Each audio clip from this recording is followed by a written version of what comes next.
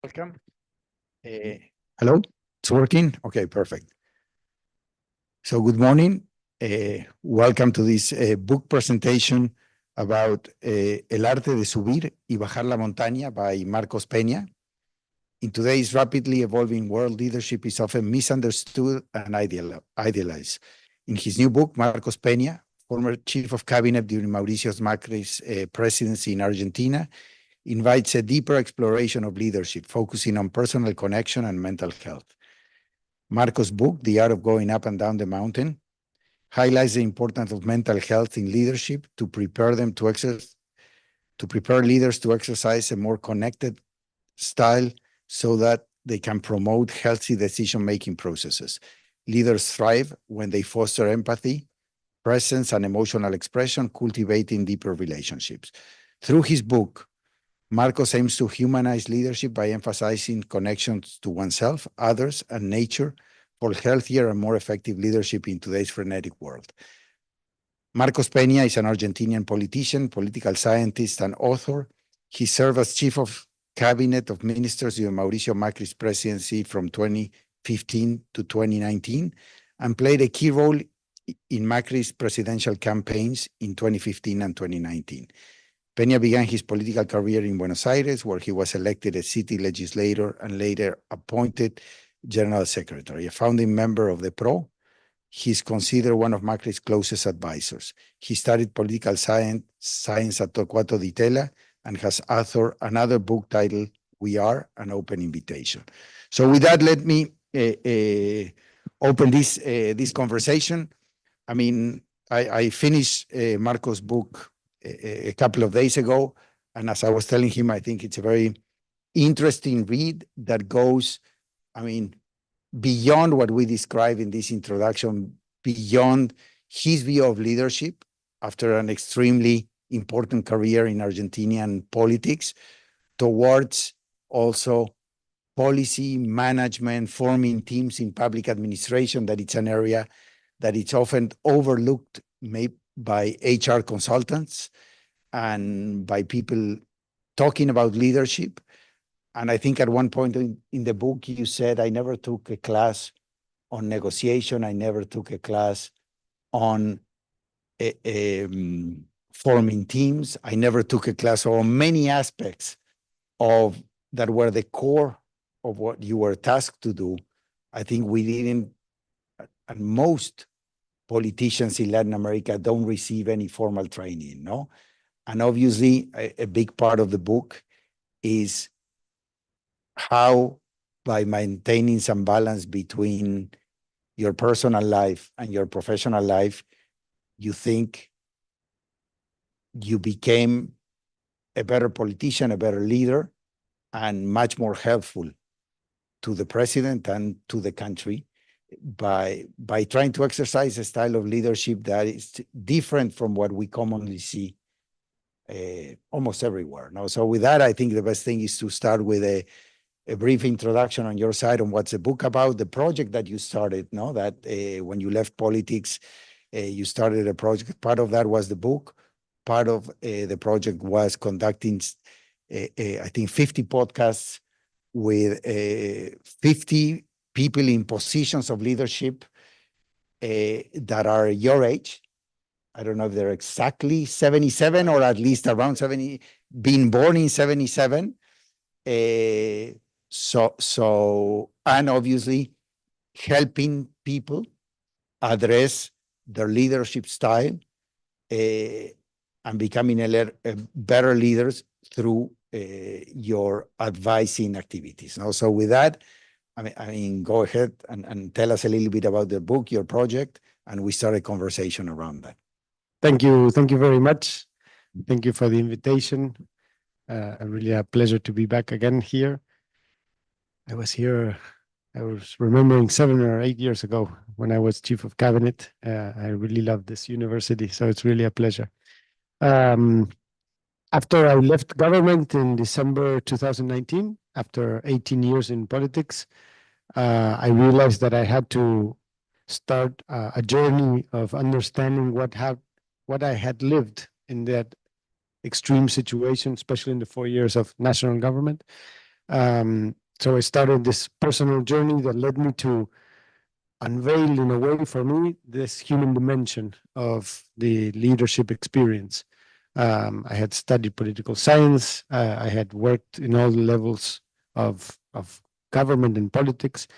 But I had realized, and some people helped me to realize, that I was missing in the equation, in a way. I was always working on ideas, on institutions, and campaigns, and policy, and government, but I hadn't worked too much on myself. And that led me to this journey, as I call it, this personal journey, that is as a project, is an open investigation, in a way. No, the podcast, a paper I published, the CSIS, a couple of years ago, about how to rethink the curricula for leadership.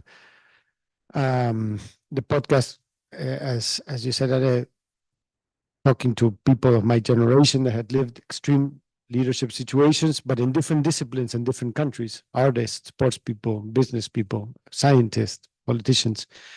And I think the product that I try to transmit, the learning I try to transmit in this book and this product, is the idea that I think that we forget about this human dimension. And this has direct implication on the quality of our democracy and the quality of our society, because there's a huge gap between how we train, support, finance, and help people in sports, for example, than people that have to govern our countries. And that says a lot about how we think about democracy. In the political science career, I also investigated and looked. Psychology is in part of the curricula.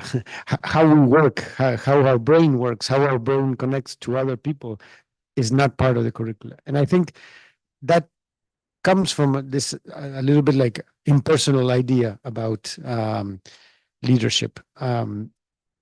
So 2 or 3 main ideas that I try to bring together in this book is, first, the idea of questioning the idea of leader as a noun, no, and try to think of it as a verb. No, and in that sense, think about people in leadership situation as a difference with leader, because sometimes I think that the narrative of the leaders, the great leaders, the ones that are in statues, is an inhuman history, and it's not always true. I think it's never true. There's a human story behind that, but we always think that there's some exceptional people that are born leaders, and that automatically transform the rest in followers. No? Instead, if we think of ourselves as a more decentralized idea of leadership, it's something that we all do, starting by the leadership of ourselves, which is the biggest challenge, I think, in human life. But also the other problem is that when we elevate a person to that statue of leader, in a way, implicitly, we are saying that he's not human. So he doesn't have to sleep, or she doesn't have to sleep, he doesn't have to do exercise, doesn't have to breathe, doesn't have to have any emotions. He's simply somebody exceptional up there.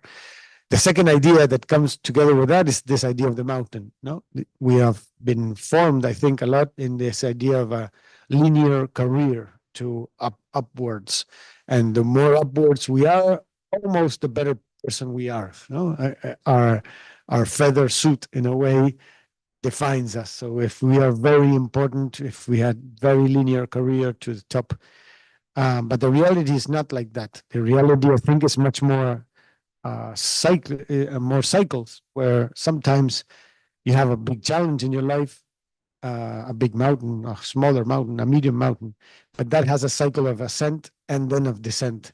And usually we don't talk about the descent.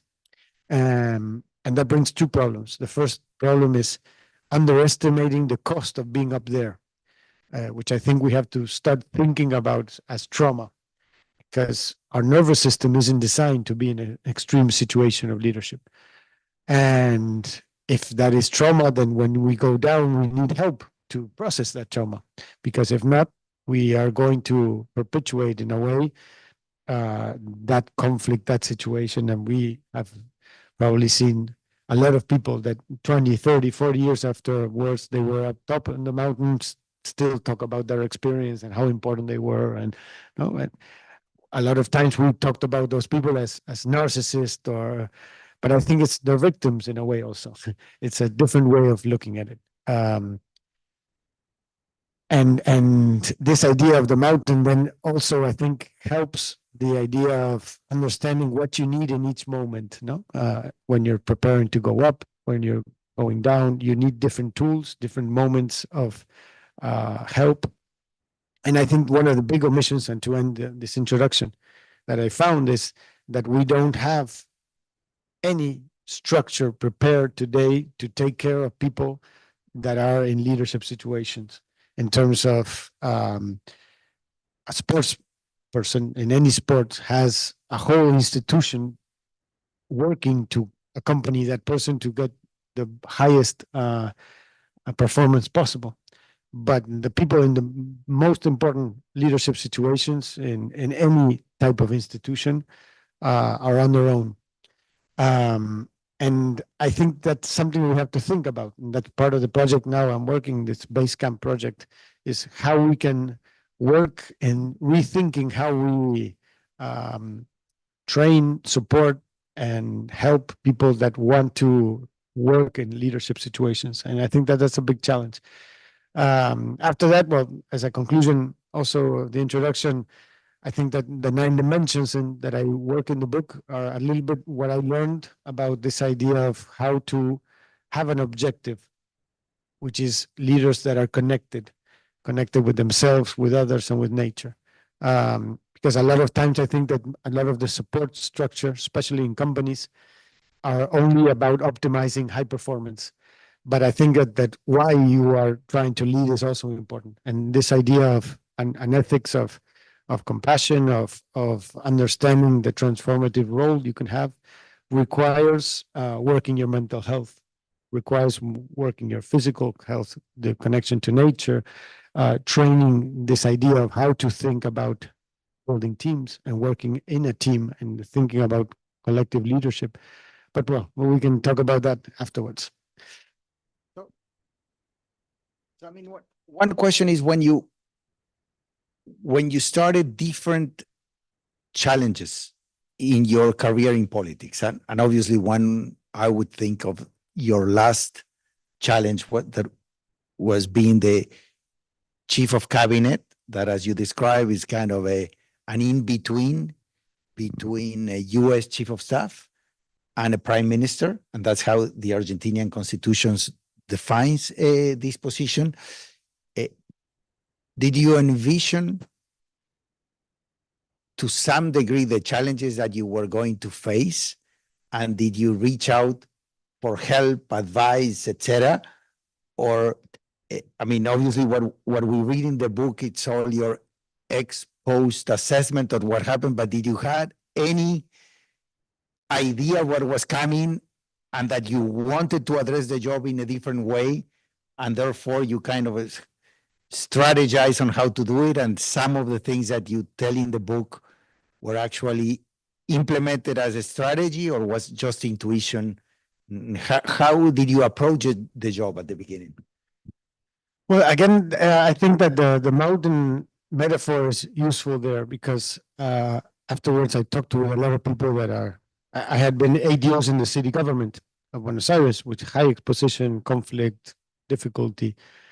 And after I entered the national government, I realized that one was at 3,000 meters and the other one was at 6,000 meters. It was a completely different game. And I think the altitude is useful in that sense because when you pass 5,000, 6,000, 7,000 meters, you're not supposed to be there as a human being. You have to be there for a small time possible, and because your organism is not prepared. And I think the two things that were more surprising in the change was, one, the scale, the size of the dimension of the agenda of the country, the relationship to the world. And I think that the size in a way is something that is underestimated because it's what's most physical of the government of a government job, especially in the eighth largest country in the world.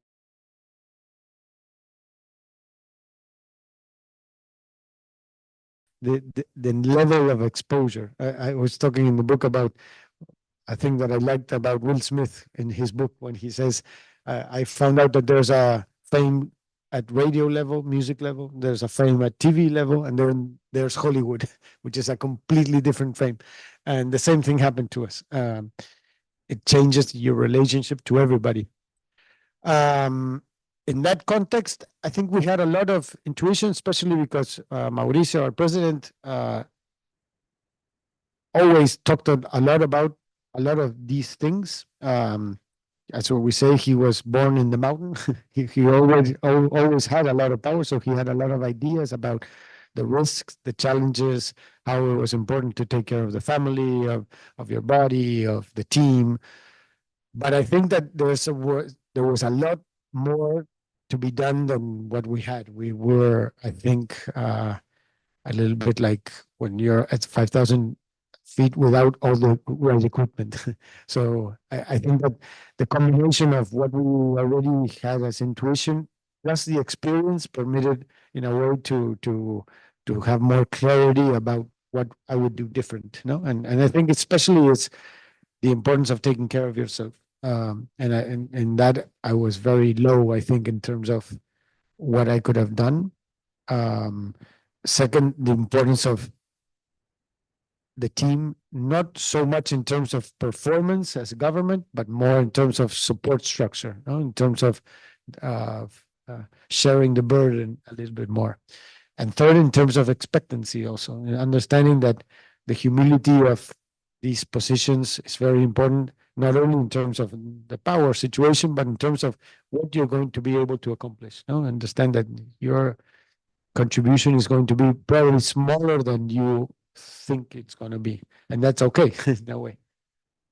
And I mean, you make a strong case of taking care of yourself, and you compare, people in situations like you were put in and your colleagues in the cabinet, etc., sometimes to athletes, kind of saying, maybe 30 years ago, a soccer player could go out at night, start in the game and play the game. Today, these guys have to take care of their physical situation, their mental situation, etc. And when you move to the political landscape, nobody cares about how you take care of yourself. But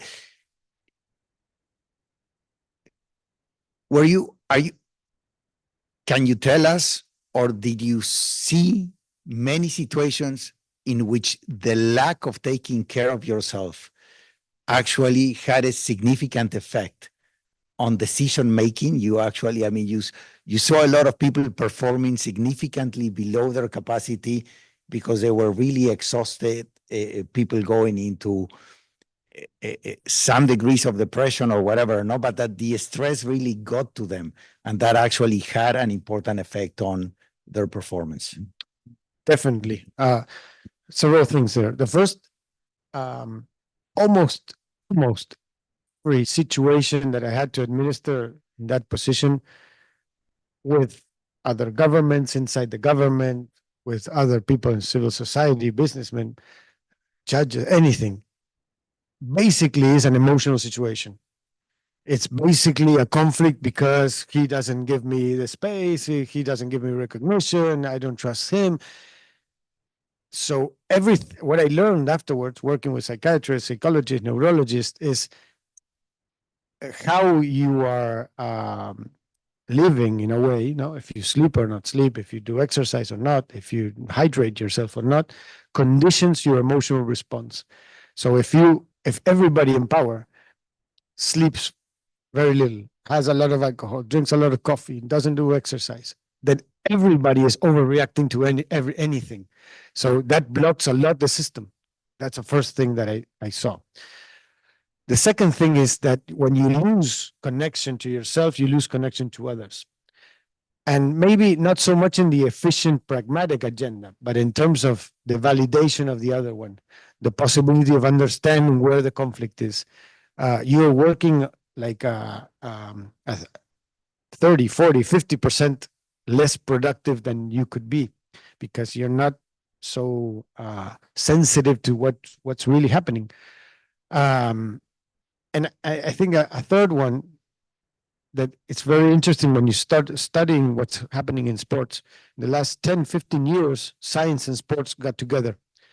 And a lot of things that were intuitive are now very fundamented in science. No, Pepe Sanchez, a great basketball player of Argentina, Olympic medalist, has worked a lot this idea of understanding, hey, as a basketball player, we already know that if you don't have a good hydration, you don't drink water, your 3-point shot is 10% less effective. It's not something that it's an intuition, it's science. So your decision making is affected by if you drink water or not.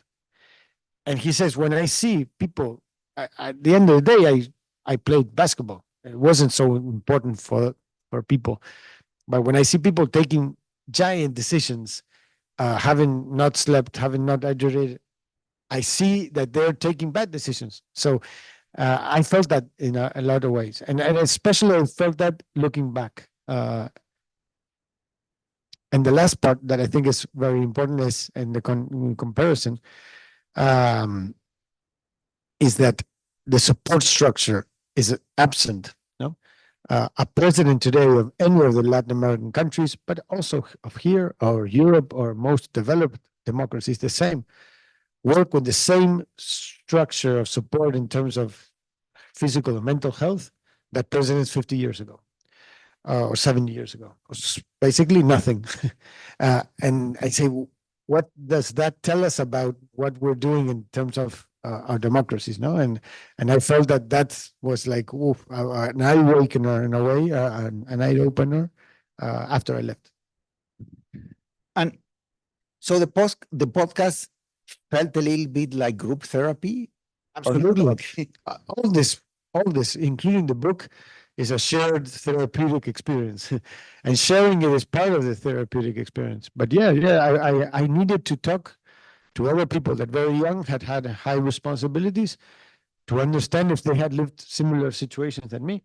And it was very interesting to understand that all experiences are one. Everything is very, very similar. So, and there's something very universal in this. And it's very revealing for me, this idea that, wow, we're all living the same things. No, most people that read the book say it made me think about myself. And people from different countries, different continents, different professions, different ages, even. So that's where I was like an eye opener, saying we have a common problem here. I think, is there? So let me just tell you a little bit where the question comes from, and then ask the question. But I mean, I worked like maybe 20 years, 15 years in the Mexican government, central bank, Ministry of Finance. Then I moved to the private sector in Mexico for 3 years. And then I came to the IMF. In my whole career in the Mexican government, I mean, we never had any coaches. We never have any mentors. So your mentors were the people that were doing the job before you, and personally, if you connected with them, but there was never a formal process of helping people break into the job and do their job right. Then I went to the private sector. I worked for a bank in Mexico for a couple of years.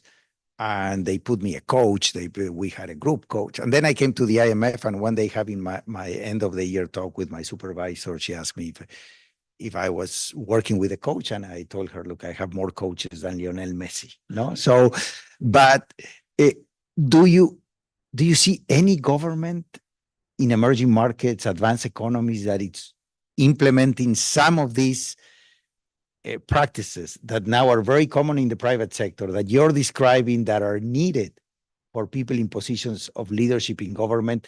Is in the presentation of your book, in the work that you're doing, have you seen any best practices being undertaken somewhere in this respect? Not yet. And I've been around trying to find them. And no, in fact, the Apolitical Foundation, an NGO based in Berlin, just published a book, a report about mental health in politics. And they're describing a very common big problem everywhere.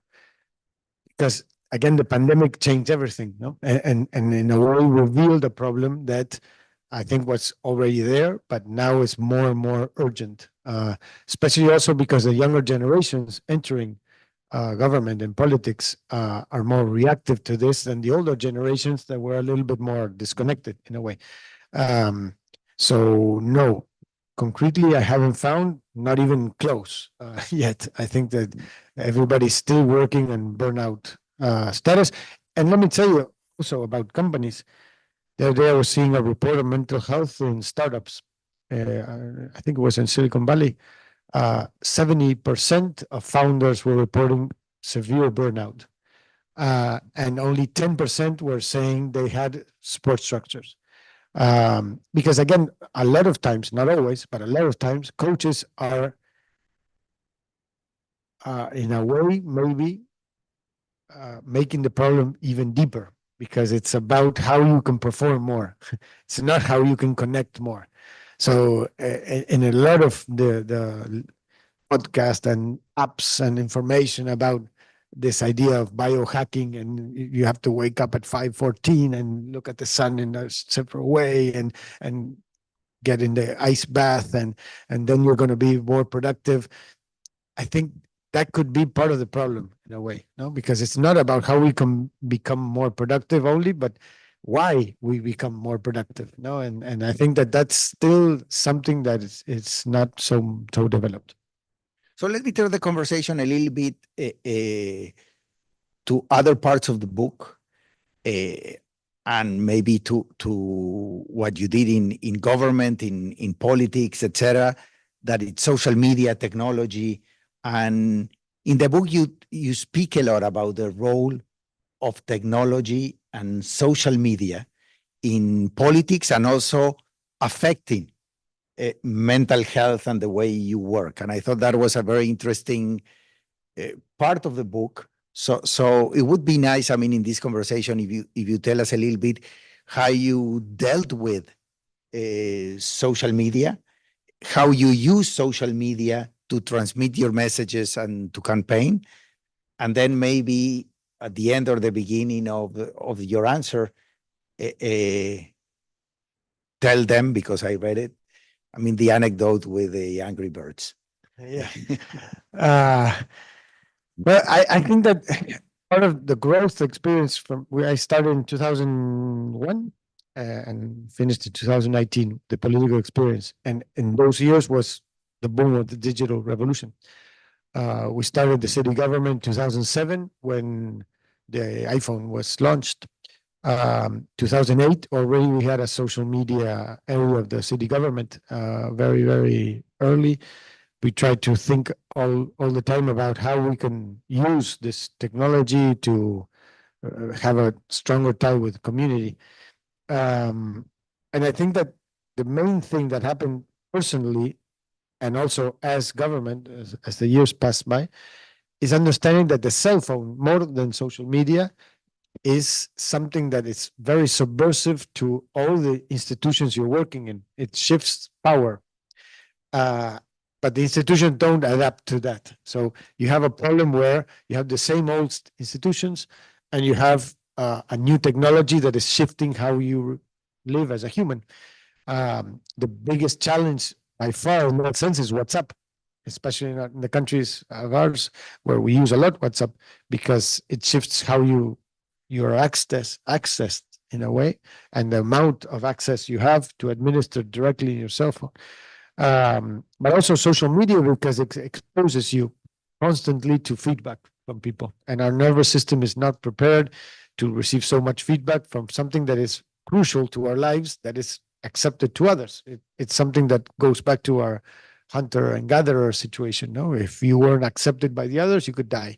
So that's the level of criticism, the level of importance it has to your nervous system. Again, in the city government, I used a lot personally the social media in my cell phone. And the one of the anecdotes, I also used it in my iPad.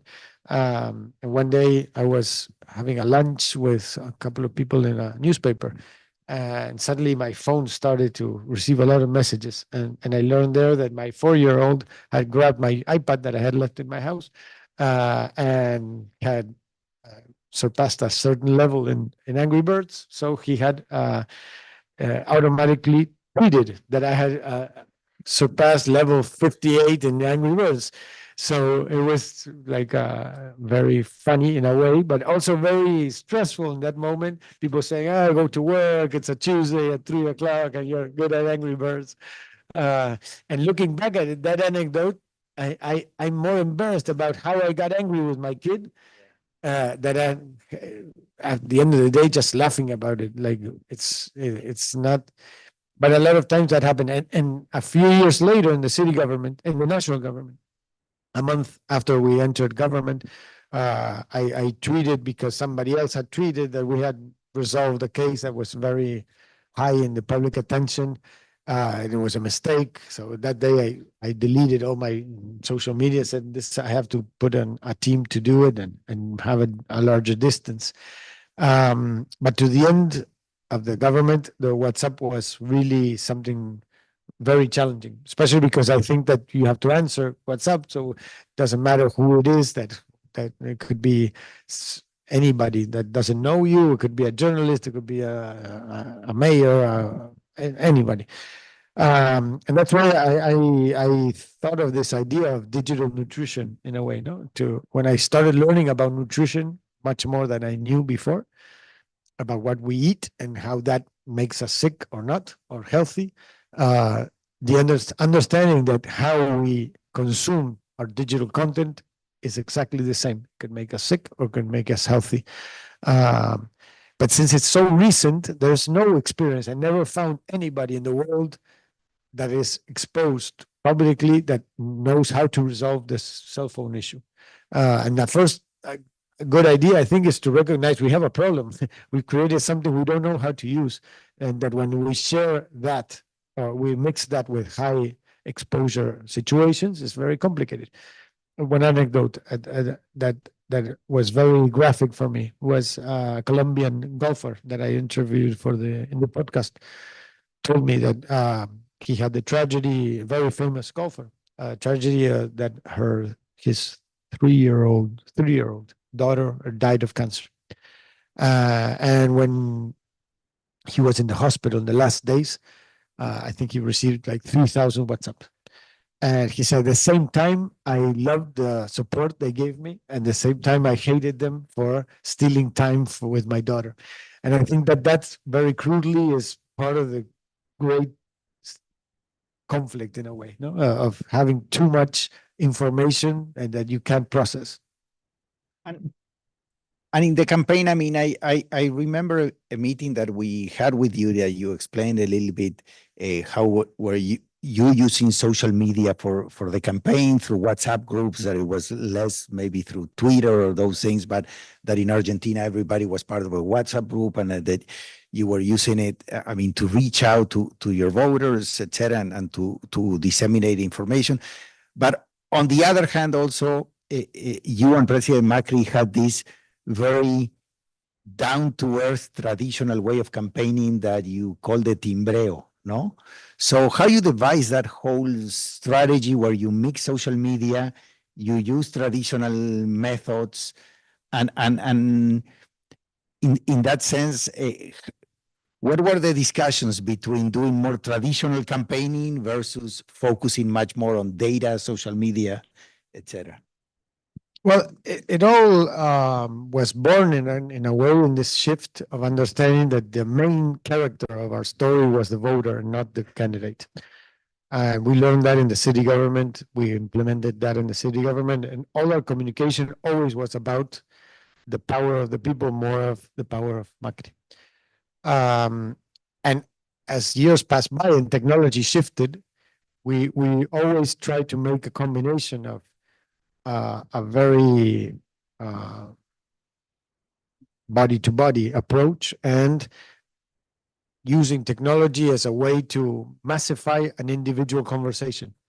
In 2015, in the presidential campaign, the first presidential campaign, we designed a system where basically Mauricio said in his social media, "I want to visit your house. Would you invite me?"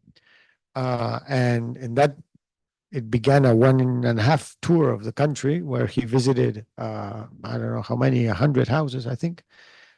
But he received millions of invitations, and afterwards we communicated to more millions of people what had happened in those hand-to-hand conversations.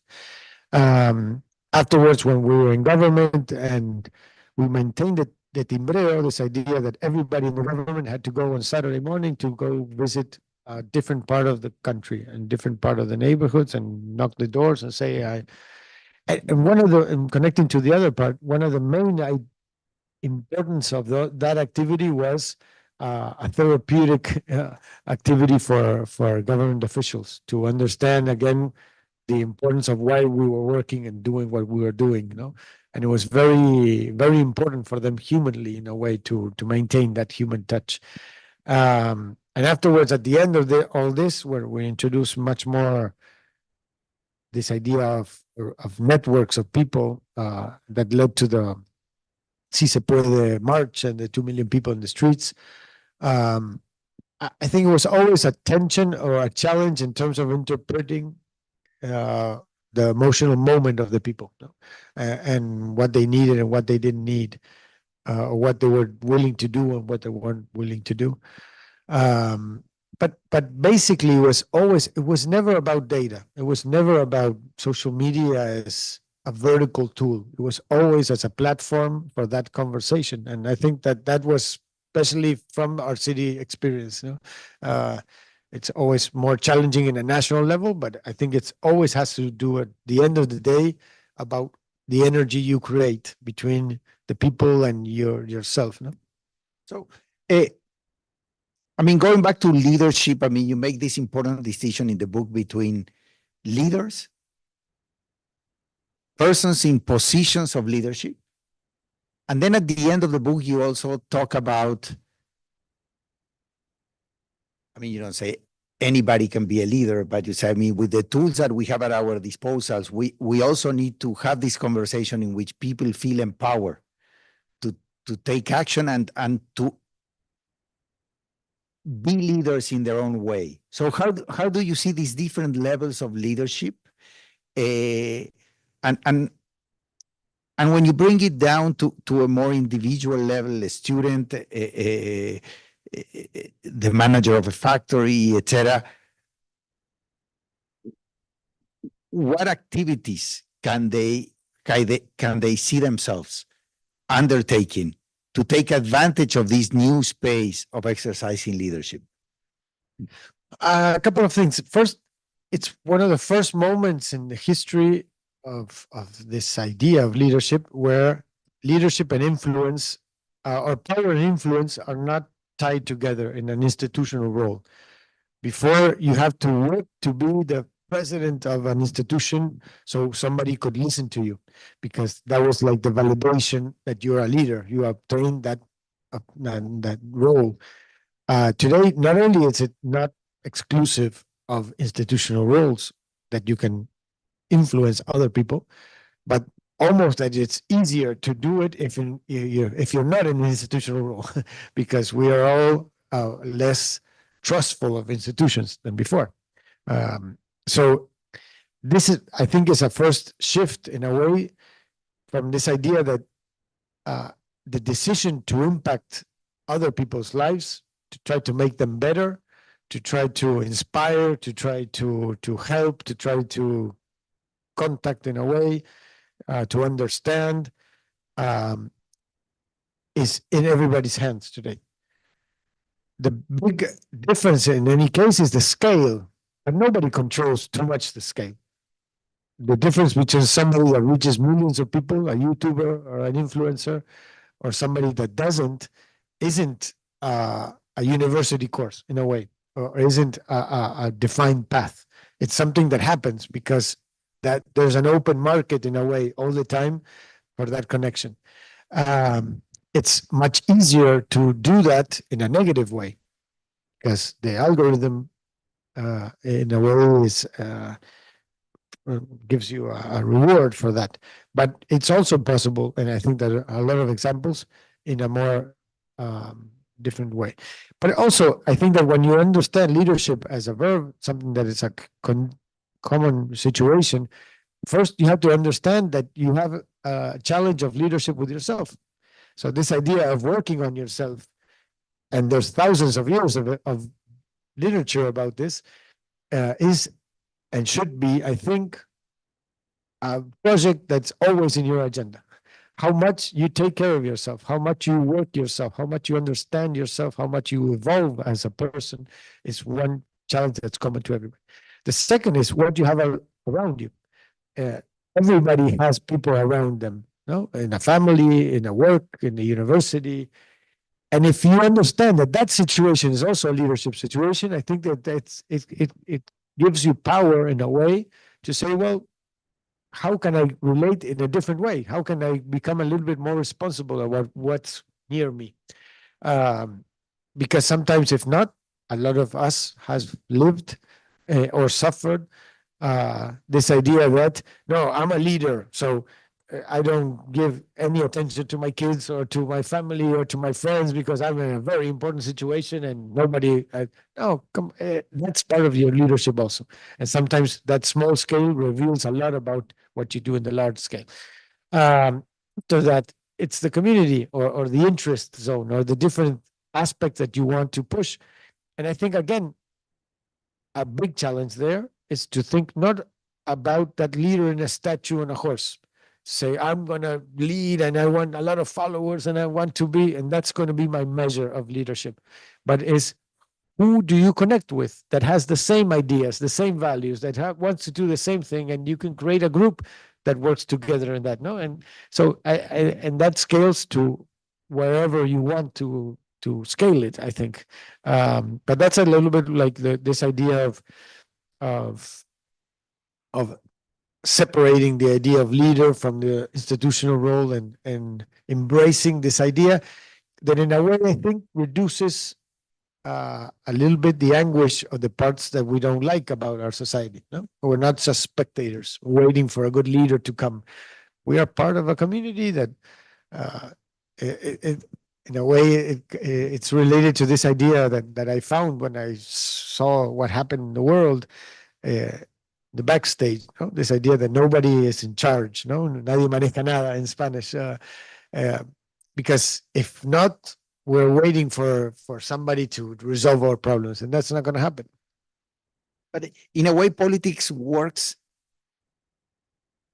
in a way that the abilities that you need to win an election maybe are not that correlated with the qualities that you want for a president, no?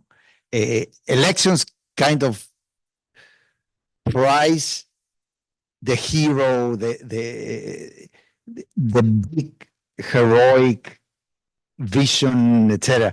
But then as a leader and as a president, you need to work in a team. You need to hear others. You need to understand other groups, no? And sometimes that disconnect ends up giving us a lot of leaders that really end up being pretty poor state persons, no? I think that there's a very different situation depending on the level of government. When you look at mayors in all our hemisphere, we're going to find very normal people that have very good relationship between what is expected from them and what the tools they have to govern. People vote every time they say, no, they're voting, people are voting extremists because of social media. I said, no. And if you look at mayors, you're not going to find extremists. You're going to find normal people that do normal job almost in the majority of situations. I think that, again, national level is a big problem today. National level is a big problem because everything is abstract in a way, no? And not almost all the big things that you're in charge of don't depend entirely of you, especially the economy, in a way, in this globalized world. The second idea is, I think it's counterfactual in a way. I think it's more a supply problem than a demand problem. The incentives to reach a presidential ballot are very against connected people in a way, because there are very, very psychopathic people fighting for that job. And at the end of the day, it's a very rigged market where there's 2 or 3 that can compete. So it's if we would have a Spotify electoral market for presidents, probably the result will be very different, with a lot of other problems, especially fragmentation. But I think that we have to rethink the presidential role in a way, because if not, the incentives are going to be more and more negative. But we have to start by understanding what we really expect from a president. Is it that he resolves our problems? Is it a delegation to solve all our lives? Is it somebody that contains us emotionally and leads us the way? Is somebody honest, somebody that can make a team, organize a team? We were talking today with somebody. A president is really a coordinator of 3,000 people. And somebody was saying, no, but nobody talks about the team.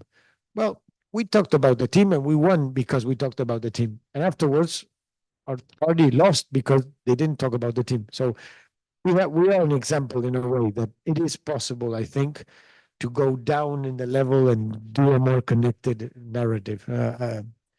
But it's a challenge. In any case, it's a challenge. One question before I open it up to questions from the floor. Was there anybody that didn't make it to the podcast because of logistics, or because I mean, coming from Argentina, I thought somebody that was kind of obvious, but was not interviewed by you. Did you feel that? No, I'm asking you if there's somebody who. There was a lot of people that I tried to interview from my country and other countries that I didn't access. Yeah, but No, I thought Lionel Scaloni. yeah. No, I mean, having Yeah. and Yeah, but yeah, Scaloni is definitely a great example of this idea of leadership that I'm seeing. We talked with Pablo, which is his number 2. It was a great conversation, but I think that example is one of the best practices today in terms of how we have to rethink leaderships and teams. Definitely. Yeah, because I checked yesterday. I mean, if he was born before you and he's actually younger than you, and the way he redid the team and he actually changed the mentality and he put, I mean, all the elements were there, but Argentina was not being able to do what he did, no? I think it's a great example. And this idea of a coach that is somebody that coordinates a group, and that works as a team, because with his team, he is very horizontal, and with the team and with Messi and with everything. And that's why I think also it's a great example of one of the challenges. And I think one of the things we can contribute from Argentina of how to put as an objective connectedness as a way of working, not as a byproduct. It's not about a work-life balance or emotional intelligence as something lateral. It's really putting connectedness as an objective, because afterwards, and Pablo Aymar told me a great thing about that. He said, I've been with great groups that don't win, and I've been with horrible groups that have won. But the difference is the process, in a way, no? And I think that's something that's very inspiring. So I don't know if the audience has any questions. Thank you. I actually have 3 questions, so I'm gonna do them very briefly. The first one is, in the skills that you were talking about, there's some like negotiation, team building, that there's already courses for these, and I would expect they're teachable, but is empathy and compassion teachable? That's one question. The second question is, if you see in your podcast, I haven't seen the series, but I'll go check it out. If you interviewed women and if you saw women dealing with leadership and mental health differently than men. And the third one is, if you think of, there's been a lot of talk through the years that to be president or to lead a country, you have to be a little off in your head. If you think as people become more mentally healthy, they would be less inclined to access leadership positions in government. Those are my questions. Great questions. The first part, I think that one of the challenges as the Space Camp project we're working on is connecting the connected people in a way. No, there's a lot of people that are working on these aspects in compassionate leadership, more from the therapeutical world. That I think connecting also with the people that are working this agenda in the business world with the political world could make a great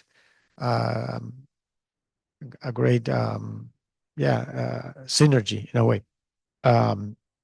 There's a lot of experience about these things.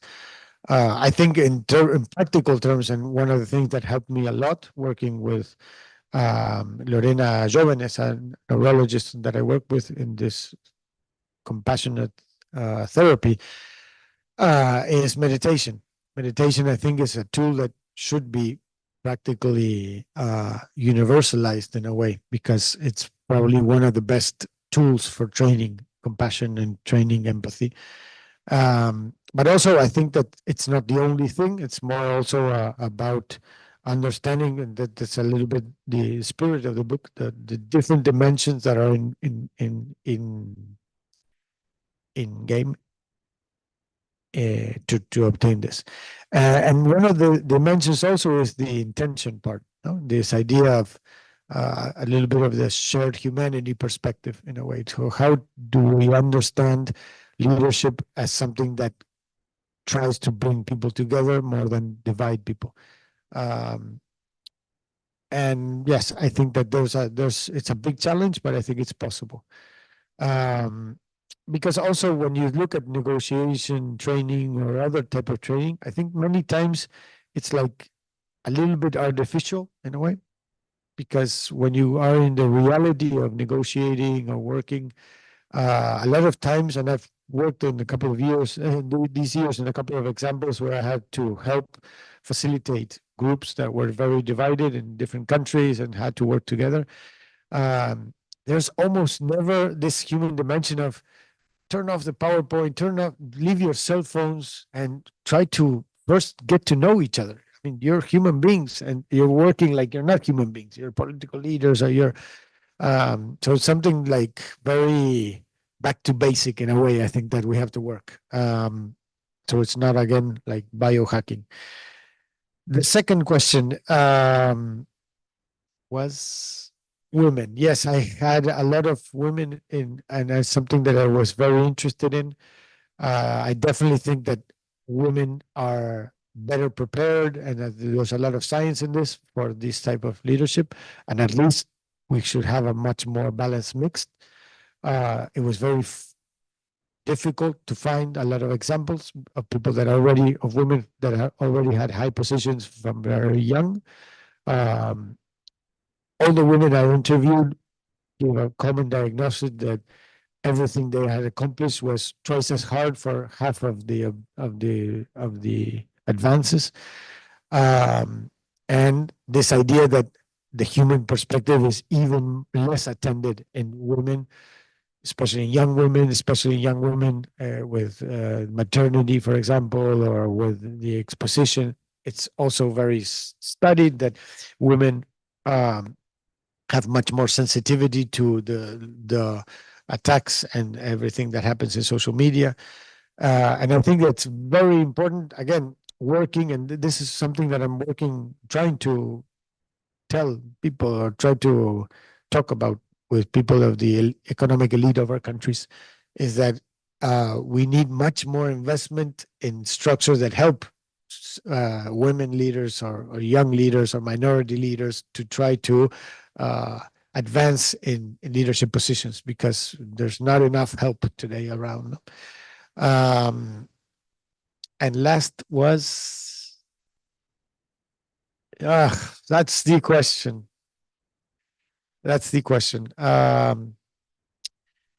I had a lot of discussion with somebody that helped me a lot about this idea, no, that this thesis that wanting power, fame, money is basically something that's a compensation method, and that's the driver. So the question was, okay, but then if you get healthy, you know, who's going to be leader? I think, and part of the spirit of the book is to create conditions for that not to be a self-fulfilled prophecy. One idea that I'm trying to transmit is this idea that there never should be re-elections for any role, that it should be always a temporary role, that the more important the role you had, the more important you have to pass a process of killing that character and trying to rebuild psychologically because we're not prepared as a species for high power. We're not. I think it's really, after studying and working a lot with people that have been working on this from a more biological perspective, understanding that we are not prepared, that the hubris as powers disease is in a way built in our DNA, because I think that connects with a third problem, that how we can avoid that healthy people that go to power because they have a service objective don't get sick in power, because that also happens. And I think that's why also I think this idea of more building groups and going in group to the leadership position, even to explore the idea. At the end of the day, a president is an idea. Somebody had the idea, and we're going by that idea. Shared, more like the rock band as a difference with a solo singer. No, I think we can survive better that experience if we share the burden in a group. And I think that's something we have to explore. So a lot of the questions I try to avoid in the book is trying to answer that question in a way. I don't have a definite answer, but I definitely think we have to think about it, because we have a big problem today.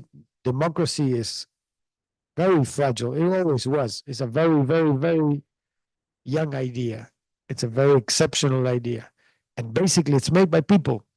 And if we're not attending how we can work with people to get better results, we're going to lose democracy. And a lot of our countries, I think, have had that problem, because we're training politicians to be bureaucrats or to be technocrats or to be vote captors in a way only, but we're not working with them as human beings, and that makes people disconnect from them in a way. No, so I hope so.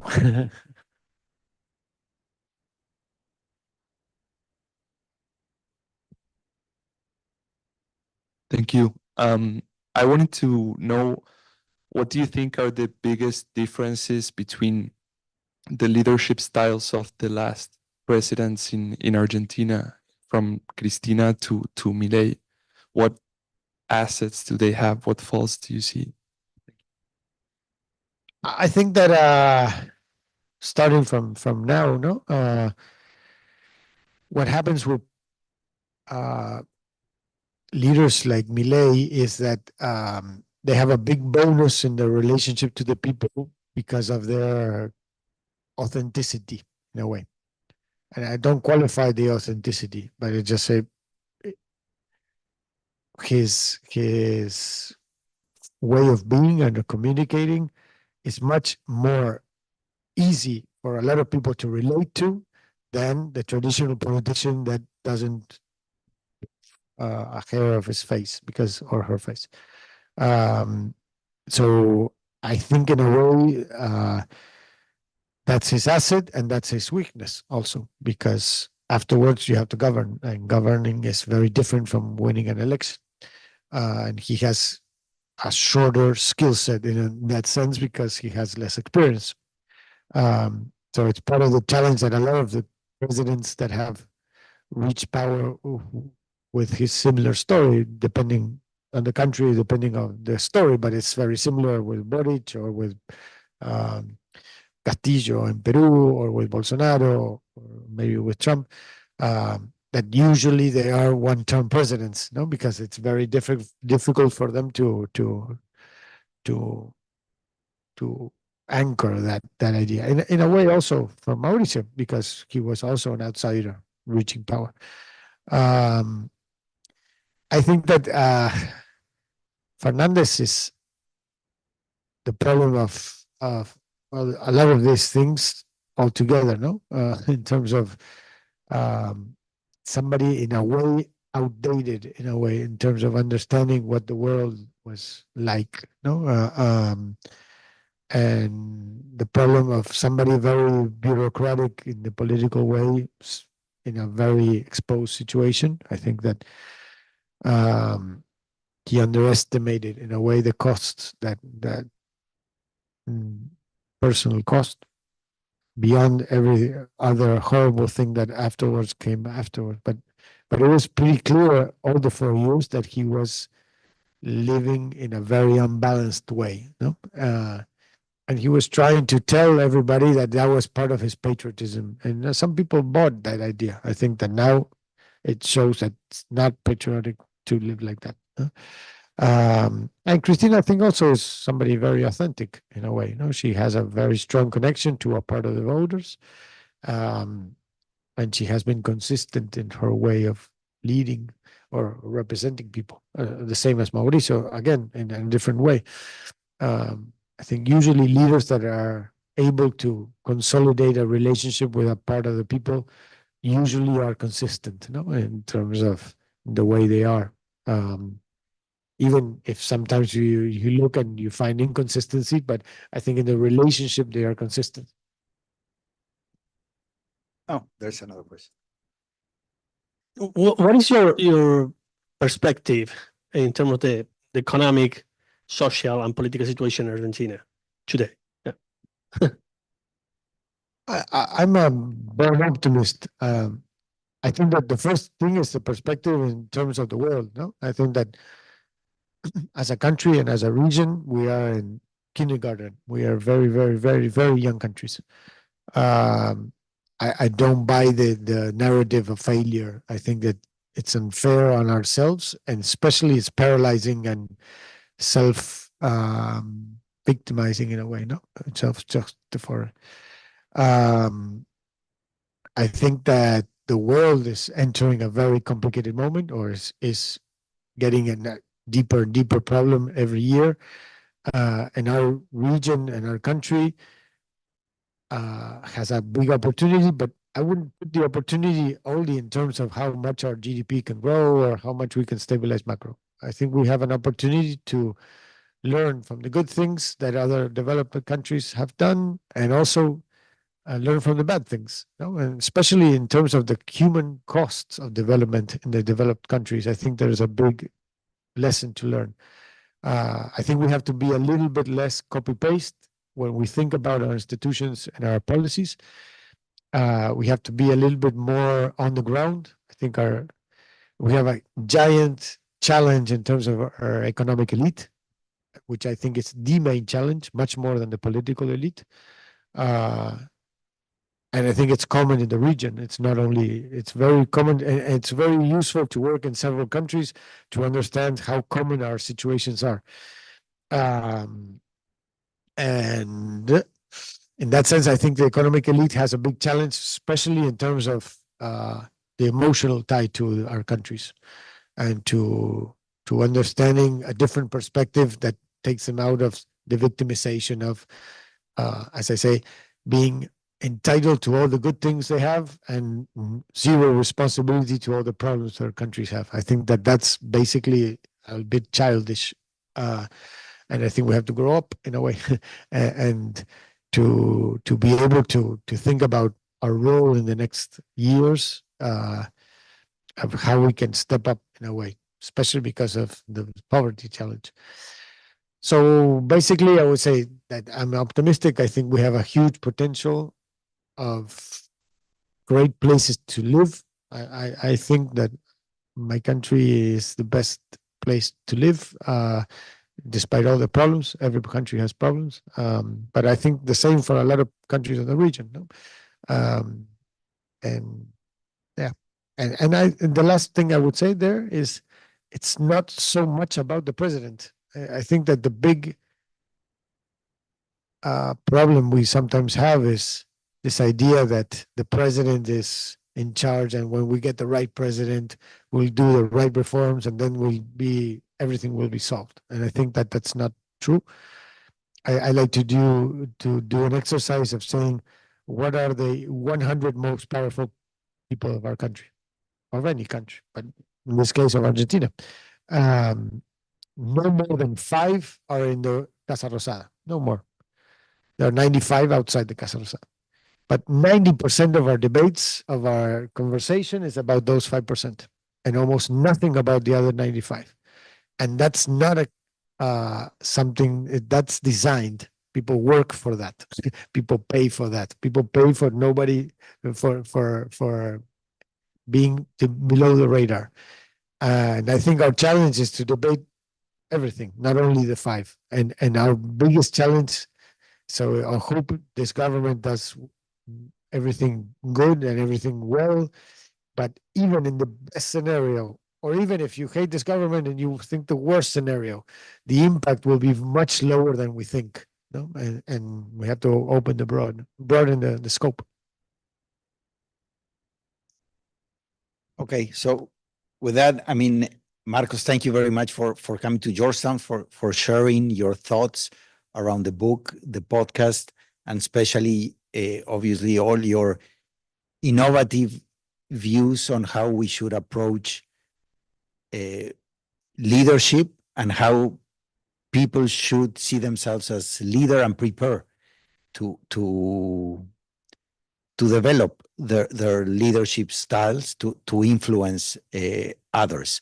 And I think as people that go up the mountain and down the mountain, after some years, they want to go up other mountains, no? And hopefully we will see you on top of other mountains with all the knowledge and the reflections, and hopefully that mountain will be important to influence a lot of leaders throughout the world. Thanks. Thank you. Thank you very much. Thank you for coming.